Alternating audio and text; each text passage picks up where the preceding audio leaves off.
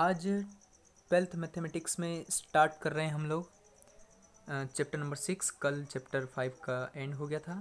आज जो पढ़ेंगे वो चैप्टर नंबर 6 पढ़ेंगे। चैप्टर नंबर 6 का नाम सारणिक है। सारणिक यानी कि डिटर्मिनेंट। सारणिक वाले चैप्टर में लगभग काम वही होगा जो कॉन्सेप्ट हम पढ़े हैं। आव्यूह के अंदर चिन्ह बदल जाएंगे, उनके मान बदल जाएंगे। एक फ़र्क जो सबसे ज़्यादा रहता है कि ये चिन्ह जो है ये आव्यूह का है और ये चिन्ह जो है वो सारणिक का चिन्ह है, ये वाला। इसके अंदर 1 2 3 जैसे रहता था, 2 3 5 जैसे रहता था, इसमें भी 1 2 3 कोई भी एक संख्या होंगी इसके अंदर, 4 5 6 7 8 9। एक बहुत बड़ा डिफरेंस ये रहता है इन दोनों में। अंतर ये रहता है कि इसमें हो सकता है कि 2 कॉलम और 3 रो थी इधर, मतलब कम ज़्यादा हो सकते थे। लेकिन सारणिक के अंदर जितने कॉलम होंगे उतनी ही रो होगी। अगर वो 2 का है, जैसे 1 2 3 4 यानी कि 2 कॉलम हैं तो 2 ही रो होंगी। ये इस सारणिक में ऐसा होता है। हल करने का तरीका अलग होगा और जैसे ही आपको 5वां और 6ठा चैप्टर आ जाता है, ठीक वैसे ही आप अपने आप 7वां चैप्टर सीख जाएंगे। सिर्फ मेरे को विधि बतानी पड़ेगी, बाकी काम लगभग 50% इन दोनों से मिलता जुलता रहेगा। दोनों को आना बहुत ज़रूरी है। यदि 5वां चैप्टर और 6ठा चैप्टर आपको अच्छे से आता है तो 7वां चैप्टर आप सिखाए मानिए। अब स्टार्ट करते हैं। हम पहला एक उदाहरण लेते हैं। उदाहरण है सारणिक के अंदर है, ये सारणिक का चिन्ह है। उदाहरण नंबर 1 है, चैप्टर नंबर 6 है। ये सारणिक का चिन्ह है।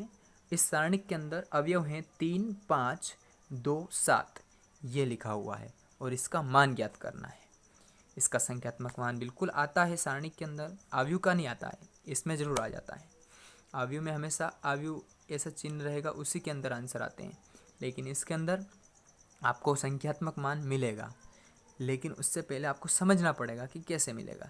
सबसे पहले हल में हम दिए गए सारणिक को नोट करेंगे। अच्छा, एक और चीज़, सारणिक को हम यहाँ तो नहीं मान रखा है, डेल, ये डिटर्मिनेंट्स का जो चिन्ह है डेल बराबर, इसके बराबर मान लेंगे 3।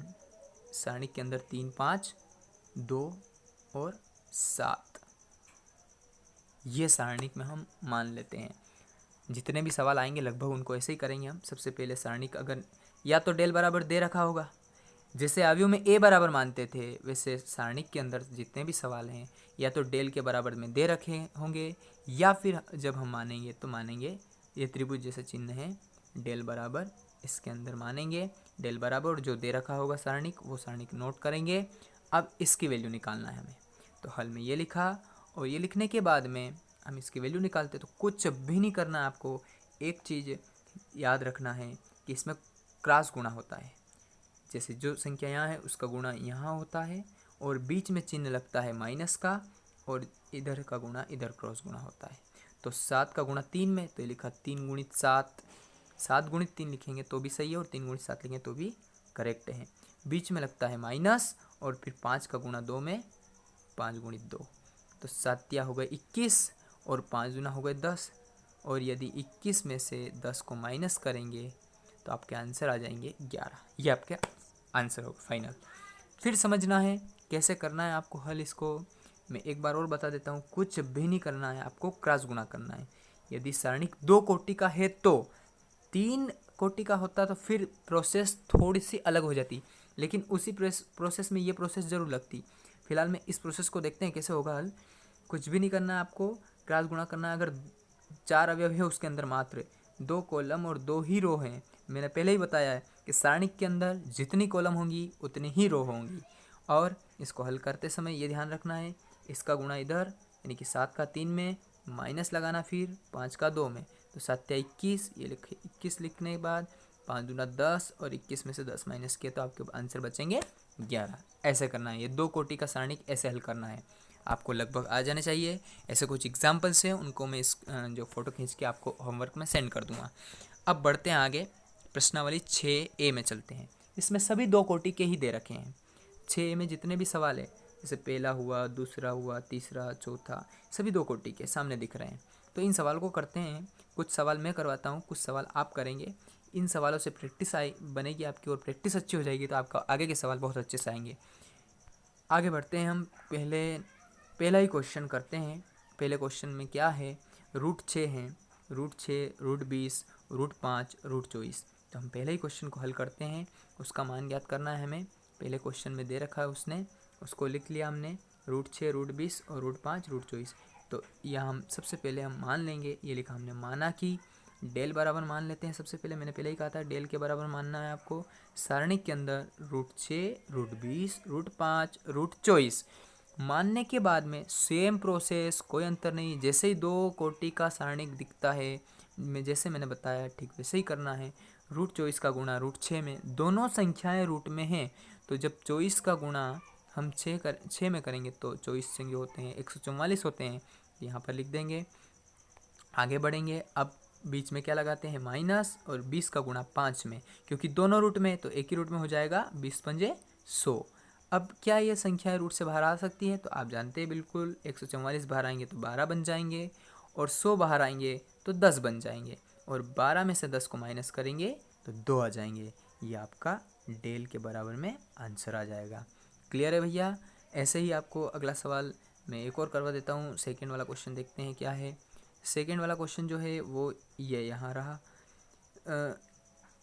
a प्लस आयोटा बी, फिर minus C plus iota D, फिर सी प्लस आयोटा डी, फिर a minus iota B.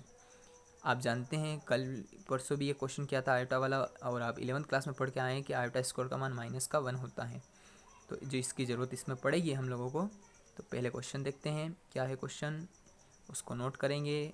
Note करने के बाद सबसे पहले माना कि, और माना कि में लिखना है डेल बराबर, इस चिन्ह को डेल कहते हैं। डेल इक्वल टू जो दे रखा है उसको नोट करेंगे। क्या दे रखा है, सारणिक के अंदर a plus iota B minus C plus iota D, C plus iota D और a माइनस आयोटा बी। अच्छा, इतना लिखने के बाद में फिर आगे बढ़ें तो डेल बराबर कुछ भी नहीं करना है। मैंने क्या कहा था, सबसे पहला काम कि इसका गुणा यहाँ और इसका गुणा यहाँ करना है अगर 2 कोटि का, और बीच में लगाना है माइनस। तो हम सबसे पहले यही करेंगे। a माइनस आयोटा बी ये वाला यहाँ पर लिख दिया हमने, इसका गुणा a प्लस आयोटा बी में हुआ तो ये है यहाँ पर लिख दिया। दोनों को कोष्टक में बंद कर दिया क्योंकि संख्या माइनस में है बीच में, इसलिए। और बीच में क्या लगाते हैं हम, माइनस लगाते हैं। माइनस लगाने के बाद इसका गुणा यहाँ कर रहे हैं, तो ध्यान रखना है क्योंकि यहाँ भी माइनस है, तो इसको कोष्टक में रखेंगे। तो पहले कोष्टक में तो इसको लिख दिया यहाँ पर सी प्लस आयोटा डी, और इसका गुणा कर रहे हैं हम इसमें, तो ये कोष्टक में लिख दिया minus C plus iota D. इतना करने के बाद में अगली स्टेप में आपको गुणा ही करना है, कुछ भी नहीं करना है। गुणा कैसे करना है भैया, सामने दिख रहा है एक बार प्लस एक बार माइनस है, यानी कि a माइनस बी और a प्लस बी।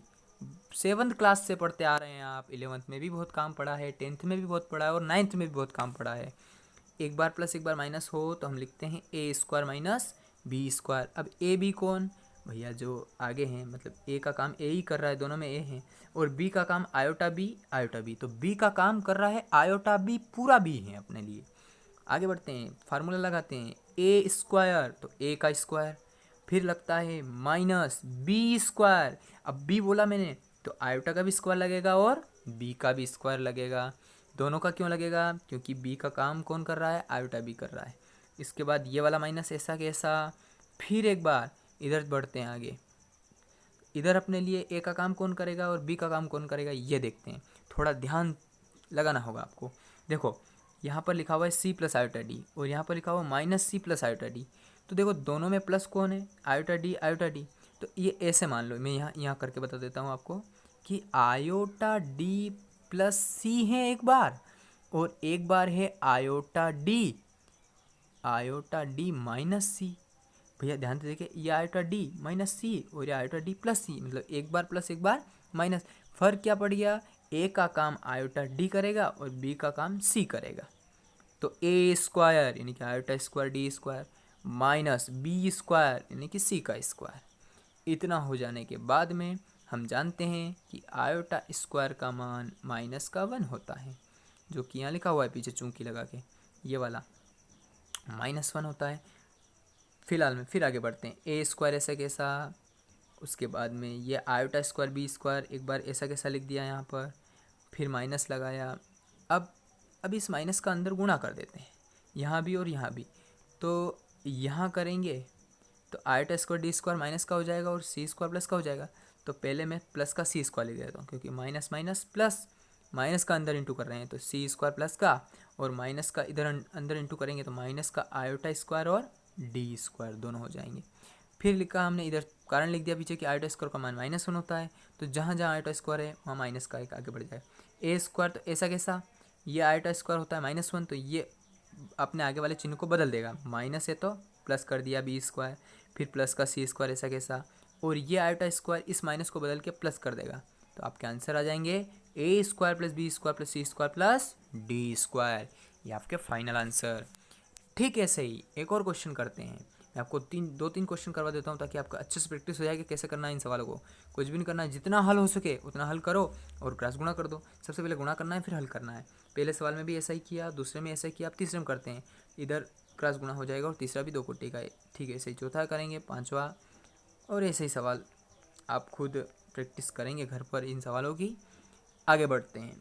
ये तीसरा सवाल, sec X tan X sec X, del बराबर माना कि डेल बराबर sec X tan X sec X, इनको सारणी के अंदर मान लिया। ध्यान रखें आप, चैप्टर में बहुत इम्पोर्टेंट है कि आप ये ध्यान दें कि आव्यूह न बना दे, नहीं तो मिलने वाले नंबर भी गायब हो जाएंगे। अंतर है आव्यूह और सारणिक में। ये अगर कोष्टक जैसा ऐसा रूप बन जाए तो आव्यूह है, हमें सारणिक वाले चैप्टर में चल रहे हैं। तो बहुत इंपॉर्टेंट है कि आप ये दिमाग को स्थिर रख के जानें कि हम सारणिक वाले चैप्टर पढ़ रहे हैं, तो सारणिक का ही कॉन्सेप्ट चलने दें, चिन्ह से लगाकर बाकी सब तक चलते हैं। सेक का गुणा सेक में होगा और टेन का गुणा टेन में होगा, तो सेक का गुणा सेक में तो सेक स्क्वायर एक्स, और टेन का गुणा टेन में किया तो बीच में माइनस लगता है और टेन स्क्वायर एक्स। फिर आप 10th क्लास में पढ़ के आए हैं कि sec square theta minus tan square theta equal to क्या होता है भैया, 1 होता है। Sec square theta minus tan square theta कितना होता है, 1 होता है, जो कि मैंने यहाँ पीछे लिख रखा है। तो आप लिख देंगे यहाँ पर 1 और ये आपके हो जाएंगे आंसर। ऐसे आपको हल करना है। एक क्वेश्चन और कर लेते हैं, क्वेश्चन नंबर 4 है, उसके बाद आप लोगों को करने हैं। तो क्वेश्चन नंबर 4 में सबसे पहले मान लेते हैं डेल बराबर क्या दिया है, एक तो x + 1, नीचे 2 दिया है, फिर एक्स स्क्वायर और x - 1 दिया है। अच्छा, ये लिखने के बाद क्या करते हैं, क्रॉस गुणा करते हैं। क्रॉस गुणा कैसे करेंगे कि x - 1 का x + 1 में, तो ये लिख दिया मैंने x + 1 x - 1, बीच में लगता है माइनस, 2 का गुणा एक्स स्क्वायर में तो 2 गुणित एक्स स्क्वायर लिख दिया। इतना काम सबको आ गया होगा, मेरे ख्याल से लगभग सबको समझ में आ रहा है। फिर आगे बढ़ते हैं, एक बार प्लस एक बार माइनस, तो वापस हो गया a + b a - b का formula, a square minus B square वाला फार्मूला लगेगा। a का काम x ने किया तो एक्स स्क्वायर, फिर माइनस लगाया, b का काम 1 ने किया तो 1 का स्क्वायर 1 ही रहता है। फिर ये वाला माइनस, ये लगाया, ये वाला माइनस, यहाँ पर 2 का गुणा एक्स स्क्वायर में तो 2x स्क्वायर। आगे बढ़ते हैं, 2 बार एक्स स्क्वायर हैं, यहाँ पर 1 बार एक्स स्क्वायर हैं, तो माइनस के 2 बार एक्स स्क्वायर और प्लस का 1 बार एक्स स्क्वायर। एक माइनस दिखा घटेगा, 2 में से 1 गया तो 1 बार एक्स स्क्वायर बचेगा, लेकिन माइनस की संख्या बढ़ी तो माइनस का एक्स स्क्वायर बचेगा, जो कि हमने यहाँ लिख रखा है माइनस का एक्स स्क्वायर। ये लिखा माइनस का एक्स स्क्वायर और माइनस का 1। आप चाहें तो ये भी आंसर, और ये आप में बुद्धि है, अक्ल हो तो आगे बढ़ना है। दोनों जगह माइनस दिख रहा है तो माइनस को कॉमन लेंगे तो अंदर वाली संख्या दोनों प्लस की हो जाएगी, आंसर हो जाएंगे 1 + एक्स स्क्वायर। ये आपके फाइनल आंसर। तो इसी प्रकार से आपको क्वेश्चन करने हैं, और जो क्वेश्चन नहीं आते हैं वो आपको पूछने हैं। फार्मूले तो कौन से भी लग सकते हैं, 11th क्लास के मैक्सिमम फार्मूले कौन से कहाँ पे लगेंगे ये मैं आपको बता देता हूँ, और आप कर लें। कल 6 भी स्टार्ट करेंगे, कल 3 कोटि वाले चलेंगे, आज 2-2 कोटि के थे। फिर बता दूँ, सारणी के अंदर जितनी कॉलम होंगी उतनी ही रो होती हैं, इसलिए उनको हल करने के तरीके जो हैं वो बदलते जाएंगे डेली। और एक भी जिसने ये वीडियो नहीं देखा और अगला समझना चाहे तो असंभव हो जाएगा उसके लिए, इसलिए पहले ये वाला अच्छे से देख ले, पढ़ ले, नहीं समझ में आए तो फिर पूछे। आगे बढ़ते हैं, मैं आपको होमवर्क दे देता हूँ कि आपको 3rd 4th 5 तक मैंने करवा दिया है, 5th वाला आप करेंगे। इसका गुणा इधर, फार्मूला कुछ कौन सा भी लग सकता है, आप बहुत ध्यान से करें हल। 6ठा सवाल आपसे नहीं हो कोशिश करना, नहीं हो तो फिर मैं करवा दूंगा, 7वां हो जाएगा। पर ये ध्यान रखने फार्मूले लगेंगे, कोस का गुणा कोस में होगा, तो ऐसा नहीं कोस स्क्वायर कर दें आप, क्योंकि थीटा अलग अलग, यहाँ 75 यहाँ 15 है, यहाँ 75 यहाँ 15 है, तो कोस है कोस भी माइनस साइन है साइन भी का फार्मूला लगेगा इसमें, 11th क्लास में आपने पढ़ रखा है।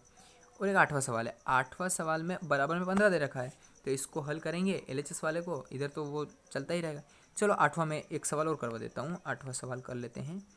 8वें सवाल में एक सवाल हो जाए तो अच्छा रहेगा। ये 8वां है, यदि 3 - 4 - 2 और x बराबर 15 है तो x की वैल्यू निकालनी है। तो कुछ भी नहीं करना, सबसे पहले दे रखा है अपने को, अब यहाँ डेल बराबर नहीं मानना है क्योंकि बराबर में है 15। तो इस सारणी के अंदर दिया है अपने को 3 - 4 - 2 और x बराबर 15 दिया है। अब हल करने का तरीका वही है, 2 कोटि हैं तो x को गुणा 3 में तो 3x, फिर लगता है माइनस, और ये माइनस और ये माइनस हो जाएंगे प्लस, तो 4 दूना हो गए 8। इस माइनस में कोई फ़र्क नहीं पड़ेगा, क्यों नहीं पड़ेगा, क्योंकि यहाँ भी माइनस है यहाँ भी माइनस है। तो 4 का गुणा 2 में क्या, 4 दूना प्लस के 8, लेकिन हम हल करते हैं इसका गुणा इधर इसका गुणा इधर, तो बीच में क्या लगाते हैं माइनस, तो 3x - 8 बराबर 15, फिर माइनस का 8 इधर आएगा तो प्लस का 8 हो जाएगा। अब आगे बढ़ते हैं भैया, 3x बराबर 15 + 8, तो 15 और 8 कितने होते हैं 23, तो 3x बराबर 23 और x की वैल्यू आएगी 23/3। ये आपके फाइनल आंसर। तो इस प्रकार आपको क्वेश्चंस करने हैं, इसमें से जितने हो जाएं, अब कितने हो जाएंगे आपसे मैं और बता देता हूँ। 9वां आप कर लेंगे, 10वां आप कर लेंगे, 7वां आप करेंगे, सिर्फ 6ठे को छोड़कर बाकी सब हो जाएंगे। कल 6B स्टार्ट करेंगे 3 कोटि वाले।